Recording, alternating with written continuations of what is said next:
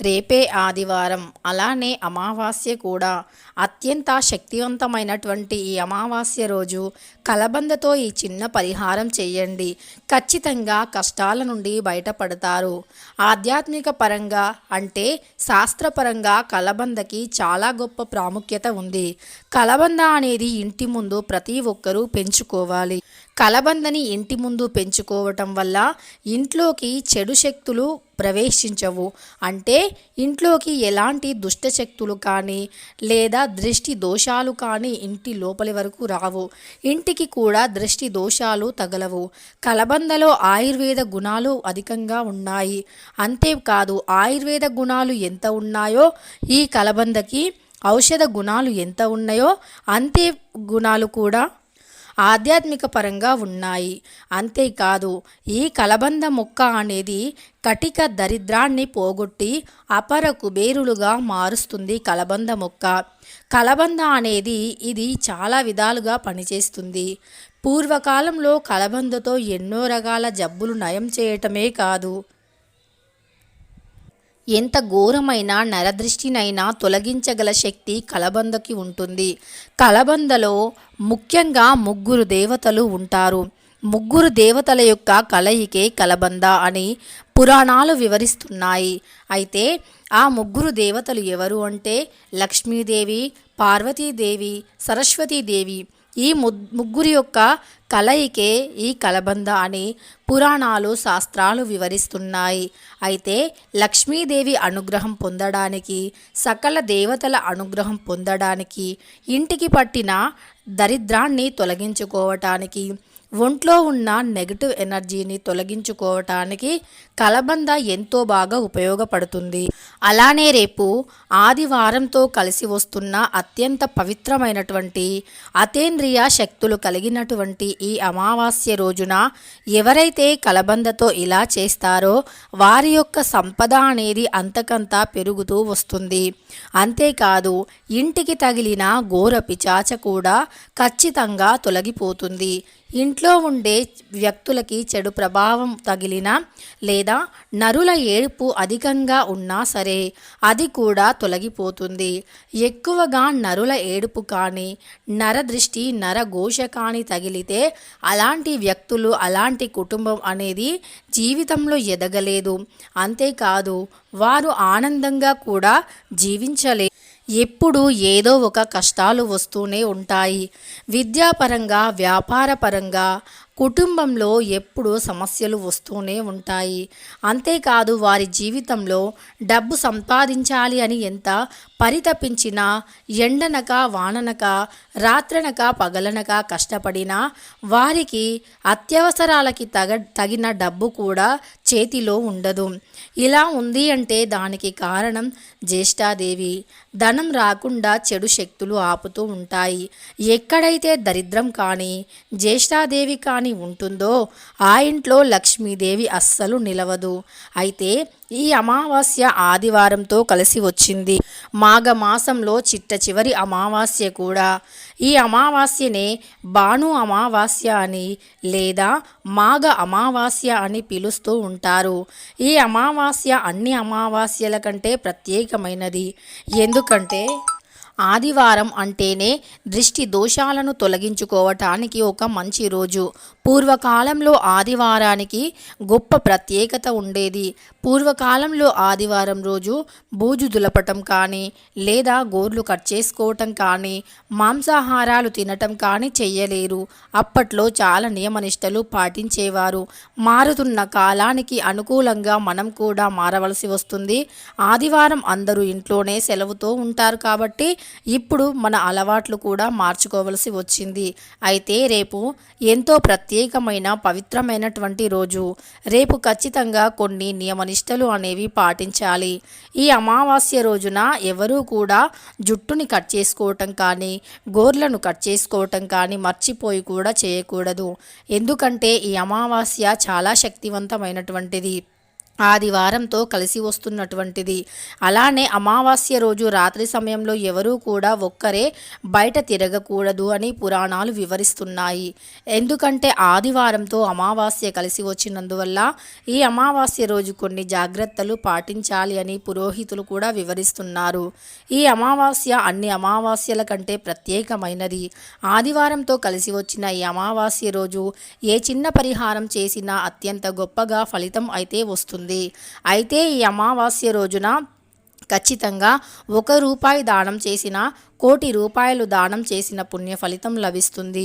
వీలుంటే అంటే భరించలేని కష్టాల్లో ఉన్నవారైతే లేదా ఎక్కువగా జాతకంలో శని దోషాలు ఉన్న, గ్రహ దోషాలు ఉన్న, గ్రహాలు అనుకూలించకపోయినా, ఏ పని పట్టినా వెనక్కి వెళ్ళిపోయినా, చేపట్టిన పనుల్లో విజయాలు కలగకపోయినా, ఎంత చదివినా ఉద్యోగం రాకపోయినా, ఎంత ప్రయత్నించినా ఉద్యోగంలో అంటే అపజయాలు కలగటం కానీ ఉంటే రేపు గంగ స్నానానికి వెళ్ళండి. గంగ స్నానం రేపు చేస్తే మీ యొక్క జన్మాల దరిద్రాలు తొలగిపోతాయి. గంగ స్నానం చేయలేని వారు ఇంట్లోనే స్నానం చేసే నీటిలో గుప్పెడు రాళ్ల ఉప్పు, ఇంతకుముందు తెచ్చుకున్న గోదావరి నీళ్లు కానీ, పుణ్యక్షేత్రాల నీళ్లు కానీ ఉంటే ఆ నీటిని మీరు స్నానం చేసే నీటిలో కలుపుకొని అందులో ఎర్రని గులాబీ రేకులు కలుపుకొని ఆ నీటిని మీరు ఒక చెంబెడు నీటిని తీసుకుని గంగా ఆవాహయామి అని అలానే సూర్య భగవానునికి నమస్కరించుకొని తూర్పు వైపుకు తిరిగి సూర్య భగవానునికి నమస్కరించుకొని ఓం ఆదిత్యాయ నమః అని మనసులో 3 సార్లు అనుకొని స్నానం ఆచరించండి. ఇలా చేస్తే మీ కష్టాలు, పాపాలు, దరిద్రాలు తొలగిపోయి సూర్య భగవానుని యొక్క అనుగ్రహం కలుగుతుంది. అలానే రేపు ఆదివారం సూర్యోదయానికంటే ముందే నిద్రలేచాక ఇల్లు వాకిలి శుభ్రం చేసుకొని తలంటు స్నానం చేసి ఆ తరువాత ఆరెంజ్ కలర్లో ఉండే దుస్తులను ధరించండి. నలుపు రంగు దుస్తులు ధరించటం, నీలిరంగు దుస్తులను ధరించటం నిషేధం. ఎందుకంటే ఈ 2 రకాల రంగులు శనీశ్వరునికి ఇష్టం. అందువల్ల రేపు అత్యంత శక్తివంతమైన ఈ అమావాస్య రోజు నల్లటి రంగు దుస్తులు కానీ, నీలిరంగు దుస్తులు కానీ వేసుకోవటం వల్ల శని భగవానుడు ఆగ్రహిస్తాడు. అందువల్ల జాతకంలో దోషాలు పెరిగిపోతాయి. ఇక భరించలేని కష్టాలు, గండాలు పట్టి పీడిస్తాయి. కాబట్టి ఎట్టి పరిస్థితుల్లో ఆ 2 రంగుల దుస్తులు వేసుకోకండి.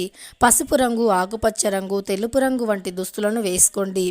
ఇక అదేవిధంగా రేపు వీలైనంత వరకు ఇష్ట దైవాన్ని ఆరాధిస్తూ ఉండండి. అలానే రేపు కలబందతో ఈ పరిహారం చేయటం వల్ల కానీ, లేదా పితృదేవతలను నమస్కరించుకోవటం వల్ల కానీ, పితృదేవతలకి పూజ చేసుకోవటం కానీ, పితృదేవతల పేరు పైన అన్నదాన కార్యక్రమాలు చేయటం కానీ, పితృదేవతలకి పిండాలు, తర్పణాలు సమర్పించటం కానీ, లేదా నదిలో అంటే మనం గోదావరికి వెళ్తాం కదా తర్పణాలు సమర్పించే సమయంలో, అప్పుడు దక్షిణం వైపుకు తిరిగి ఓం ఆదిత్యాయ నమః అనుకొని ఆ తరువాత మీ పితృదేవతలను కూడా తలుచుకొని వారి యొక్క దీవెనలను పొందండి. అలా చేయటం వల్ల మీ యొక్క కష్టాలు, దరిద్రాలు, పితృదోషాలు తొలగిపోతాయి. పితృదేవతలు మీపై అనుగ్రహిస్తారు. అయితే అలా చేశాక నల్ల నువ్వులను నీటిలో వదిలేయండి. ఇలా నల్ల నువ్వులను నీటిలో వదిలివేస్తే మీ కష్టాలు తొలగిపోతాయి. అలానే ఒక ఎర్రని వస్త్రాన్ని తీసుకొని నువ్వులు, బెల్లంతో కలిపిన లడ్డూలు తయారు చేసి 5 లడ్డూలను ఆ ఎర్రని వస్త్రంలో వేసి ఆ వస్త్రాన్ని మూటలాగా కట్టి ఆ మూటను నీటిలో వదిలివేయండి. ఇలా గాని రేపు చేస్తే మీ కష్టాలు తొలగిపోతాయి. అలానే ఆవుకి బెల్లం, నువ్వులు, అలానే ఏదైనా తినడానికి అనుకూలంగా ఉండే నవధాన్యాలు అంటే ఈరోజు రాత్రి నానబెట్టి రేపు ఉదయాన్నే ఆవుకి తినిపిస్తే మీ యొక్క జాతక దోషాలు తొలగిపోయి, మీ జాతకంలో ఉండే చెడు శక్తులు తొలగిపోయి, పేదరికం తొలగిపోయి ధనవంతులుగా మారుతారు. గోసేవ చేసిన వారికి ఎప్పటికీ పేదరికం రాదు అని పురోహితులు వివరిస్తున్నారు. పురాణాల్లో, శాస్త్రాల్లో కూడా చెప్పబడింది. గోసేవ అంటే కోటి మందికి అంటే కోటి దేవతలకి పూజ చేసినంత పుణ్యం, కోటి దేవతలకి సేవ చేసినంత పుణ్యం. కనుక రేపు ఎవరైతే ఈ యొక్క ఆవుకి పూజ చేయటం కానీ, సేవ చేయటం కానీ చేస్తారో అలాంటి వారి కష్టాలన్నీ ఖచ్చితంగా తొలగిపోతాయి. ఇక అదేవిధంగా మరి రేపు కలబందతో ఏ పరిహారం చేయాలో తెలుసుకుందాం. ముందుగా రేపు కలబంద మొక్కను ఇంటికి తెచ్చుకోండి. చిన్న కలబంద మొక్క అయినా సరే ఇంటికి తెచ్చుకోండి. ఆ కలబంద మొక్కను పట్టుకొని మీ ఇల్లంతా తిరగండి. అలా తిరిగాక ఆ మొక్కను వేర్లతో సహా తెచ్చుకోండి. అలా తిరిగాక దానిని తూర్పు వైపు తిరిగి దండం పెట్టుకొని, మా ఇంట్లో ఈ మొక్క ఎలాగైతే పెరుగుతుందో అలా సంపద పెరగాలి, ఇంట్లోకి చెడు శక్తులు రాకుండా ఉండాలి, నరదృష్టి పూర్తిగా తొలగిపోవాలి అని దండం పెట్టుకొని ఆ మొక్కను మీ ఇంటి ఆవరణలో పెంచుకోండి. లేదా ఏదైనా కుండీలో పెంచుకోండి, లేదా మీ పెరట్లో కూడా పెంచుకోవచ్చు. ఈ మొక్క ఇలా పెంచటం వల్ల రేపు అమావాస్య ఆదివారంతో కలిసి వస్తుంది. మాఘ అమావాస్య అత్యంత శక్తివంతమైనటువంటిది. ఈ అమావాస్య రోజున ఎవరైతే ఈ విధంగా మీరు తెచ్చేస్తారో కలబంద మొక్కను ఇంట్లో ఈ విధంగా పరిహారం పూజ చేసి నమస్కరించుకొని ఇంటి ఆవరణలో పెంచుతారో అలాంటి వారికి ఖచ్చితంగా నరదృష్టి అనేది తగలదు. నరుల ఘోరమైన ఏడుపు కూడా తొలగిపోతుంది. సంపద దూసుకు వస్తుంది. సంతోషంగా జీవిస్తారు. అన్ని పనుల్లో ఆటంకాలు తొలగిపోతాయి. ఖచ్చితంగా లక్ష్మీదేవి మిమ్మల్ని అనుగ్రహిస్తుంది. ముగ్గురు దేవతల యొక్క అనుగ్రహం కూడా లభిస్తుంది. ఇక ఈ విధంగా మీరు కలబంద మొక్కలు పెంచుకోవాలి. ప్రతి ఒక్కరి ఇంట్లో 2-3 కలబంద మొక్కలైనా పెంచుకోవాలి. అలా పెంచడం వల్ల ఇంట్లోకి చెడు శక్తి కానీ నెగిటివ్ ఎనర్జీ కానీ రాదు. తెలుసుకున్నారు కదా. రేపు అత్యంత శక్తివంతమైన ఈ మాఘ అమావాస్య రోజున, అలానే రవి అమావాస్య రోజున మనం కలబంద మొక్కతో ఏ పరిహారం చేయాలి, కలబంద మొక్కను ఎలా తెచ్చి ఎలా పెంచుకోవాలి అని ఈ వీడియో మీకు నచ్చితే ఒక లైక్ చేయడం అస్సలు మర్చిపోకండి. మరెన్నో ఇలాంటి వీడియోస్ కోసం మన ఛానల్ని సబ్స్క్రైబ్ చేసుకొని పక్కనే ఉన్న బెల్ ఐకాన్ని నొక్కి ఆల్ ట్యాబ్ అని నొక్కండి.